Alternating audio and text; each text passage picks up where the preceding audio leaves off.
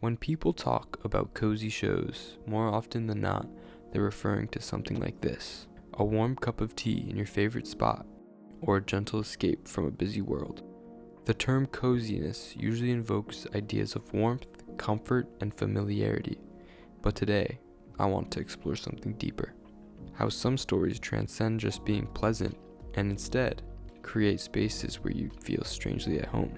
Now, cozy storytelling isn't just about picturesque scenery or charming characters. No. It's about crafting an experience where the audience can settle in, breathe, and feel an unspoken connection. Take, for example, a show like Frieren. On the surface, it's a tale of adventure and reflection, but what sets it apart isn't the action or even the story. It's the way it creates an atmosphere that feels like slipping into a familiar rhythm, hearing a song you didn't realize you missed.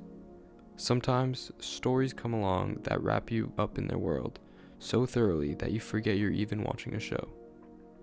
It's not that you empathize with the characters, you find yourself sharing the stillness and simplicity of their moments. My name is Drew, and today we're talking about how some shows turn quiet moments into cozy masterpieces. Coziness in storytelling is a fascinating thing. Coziness has become its own art form, blending nostalgia, simplicity, and a touch of whimsy. In shows like Frieren, coziness isn't just an aesthetic. It's a way of immersing the audience. Think of it like the storytelling equivalent of sitting by a fire on a snowy evening.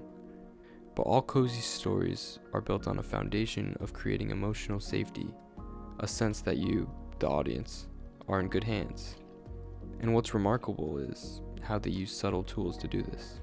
Now, let's take a step back and explore how coziness works in storytelling.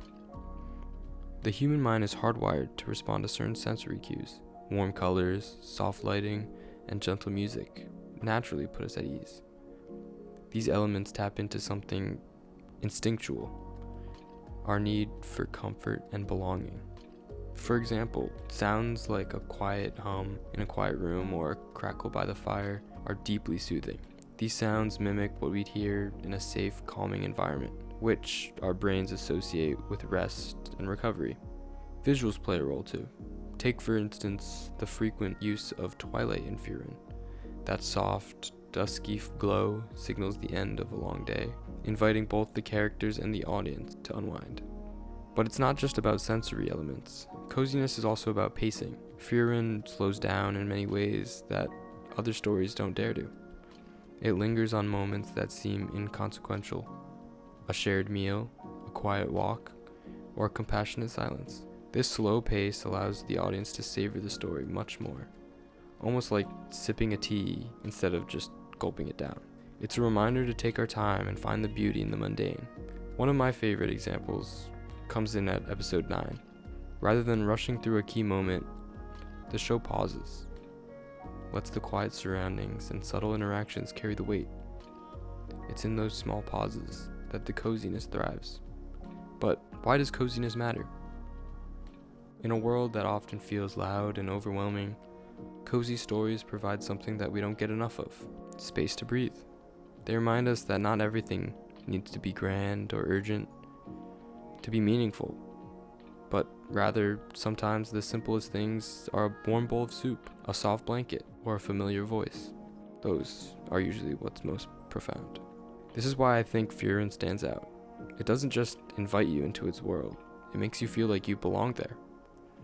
If you enjoyed this, consider subscribing. I've been exploring and reflecting on other elements in the show, but I plan on releasing these weekly. But for now, I want to leave you with this. Coziness isn't just a feeling. It's a connection, and in stories like Frieren, that connection becomes a place you can always return to, just like coming home.